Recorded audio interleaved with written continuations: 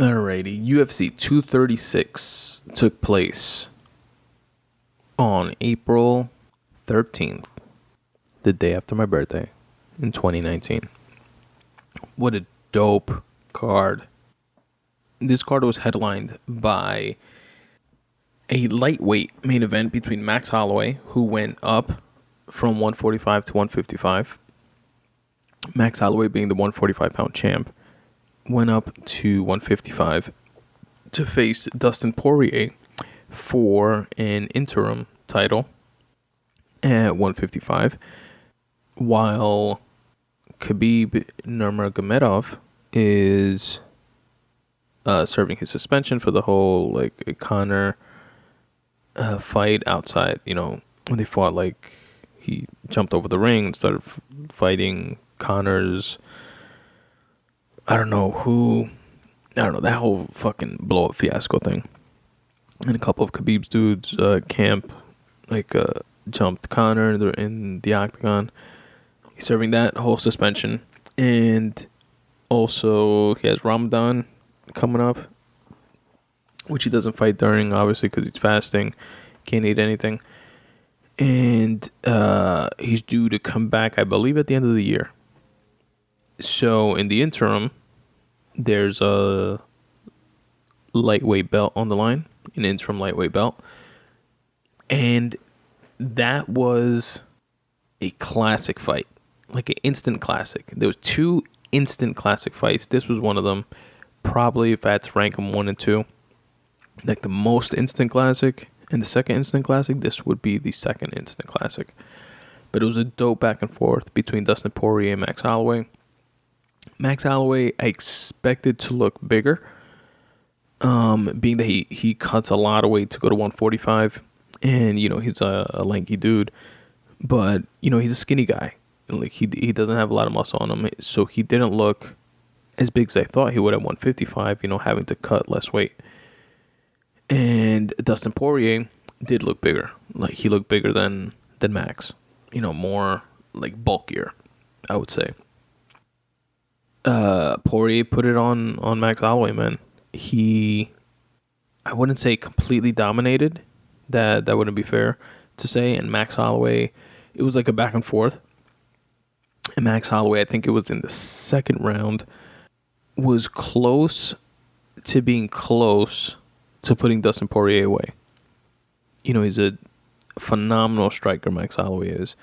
And he was just connecting at will like he normally does at 145. Dustin Poirier was just able to take his shots more than opponents usually are with Max Holloway. And whereas Dustin Poirier's punches were hurting Max a lot more frequently than Max's were hurting Dustin's. But it was a dope fight, and I implore you to watch it if you can. Now, the co-main event was between Kevin Gastelum and Israel Stylebender Adesanya. And this is for the interim middleweight belt. Robert Whittaker, who's the current champion, is hurt and recovering.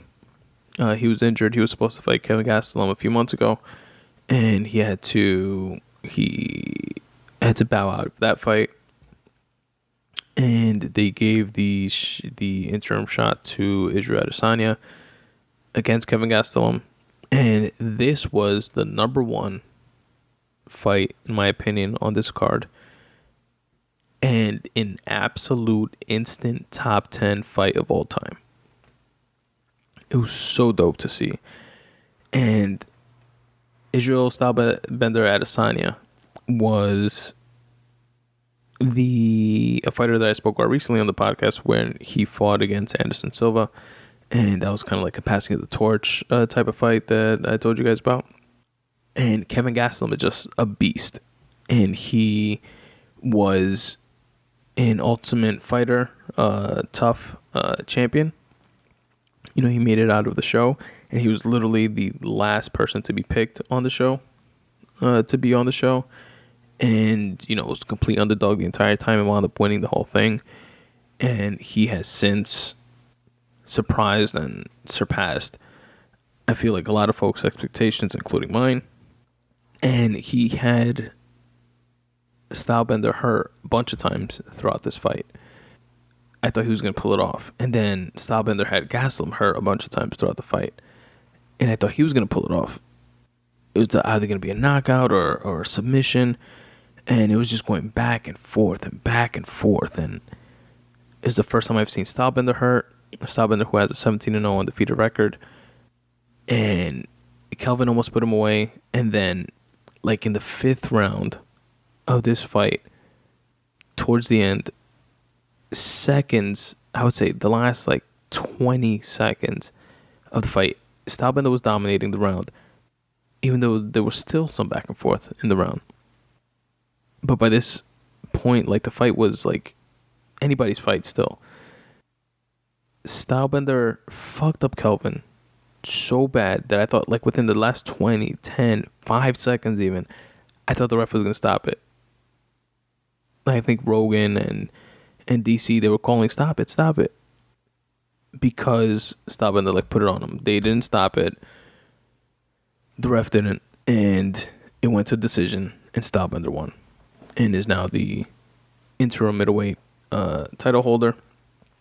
And is going to face Robert Whittaker when he's able to return. And that's going to be a big fight as well. Now, Whittaker is, like, I would say, like, a bigger version of Kelvin. You know, powerful, stocky, taller and bigger. And Adesanya had I would say, a very tough time with Kelvin. So I don't know if he would be a favorite against Robert Whittaker. The only thing he has to his advantage is that, you know, Whittaker's been out for several months now, maybe even longer than that. Maybe like a year. Has it been a year? Maybe a little bit more. I don't know. Around the year. A little more, a little less. By the time they have this fight, it probably will be more. But it's definitely a dope one to look out for. Because, again, Stylebender's like the new age Anderson Silva. So I'm sure he could pull off amazing shit. Then another dope fight that I saw that was like really one-sided was this dude Khalil Roundtree versus Eric Anders. And Khalil Roundtree apparently went to Thailand for, I don't know, like recently to study like Thai boxing. And he looked like fucking Sagat from Street Fighter.